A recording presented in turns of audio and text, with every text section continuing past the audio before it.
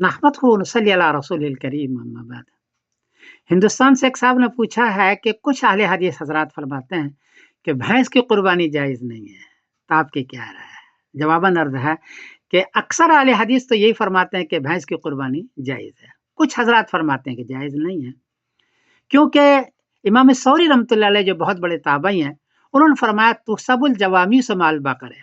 मुसन्निफ बिन अब्दुर रज़्ज़ाक हदीस का नंबर है 6851 कि गाय के साथ भैंस को भी शुमार किया जाएगा ज़कात में, और इसी तरह उस पर क़यास करते हुए कुर्बानी में भी। तो भैंस गाय की एक किस्म है, गोया के उसी के किस्म में से शुमार किया जाता है, इसलिए भैंस की कुर्बानी भी जायज़ है। हदीस के अंदर मौजूद है अन अबी हुरैरा रज़ियल्लाहु तआला अन्हु अन रसूलुल्लाह सल्लल्लाहु अलैहि वसल्लम क़ाल मन कान लहु साअतुन व लम युज़हि फला यक़रबन्ना मुसल्लाना।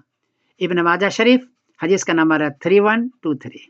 आप सल्लल्लाहु अलैहि वसल्लम फरमाया कि जो मालदार हो, साहिब निसाब हो और कुर्बानी न करता हो, साथ हो, गुंजाइश हो, तो हमारे ईदगाह में न आए। इतनी बड़ी ताकीद है, इसलिए जिसको गुंजाइश है, जो साहिब निसाब है, उनको कुर्बानी करनी चाहिए।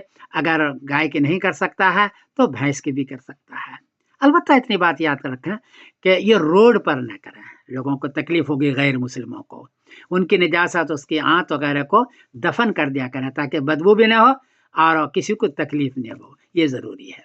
अलबत्ता हमारे यहाँ हनफिया के यहाँ और अहले हदीस के यहाँ भी भैंस शुमार है गाय में, इसलिए इसकी कुर्बानी जायज़ है। ये बहुत बड़े आलिम हैं ज़फ़रुल हसन मदनी साहब अहले हदीस के, उनकी क्लिप भेज रहा हूँ, उसको आप सुने और उस पर अमल फरमाएं। अस्सलामु अलैकुम व रहमतुल्लाहि व बरकातहू।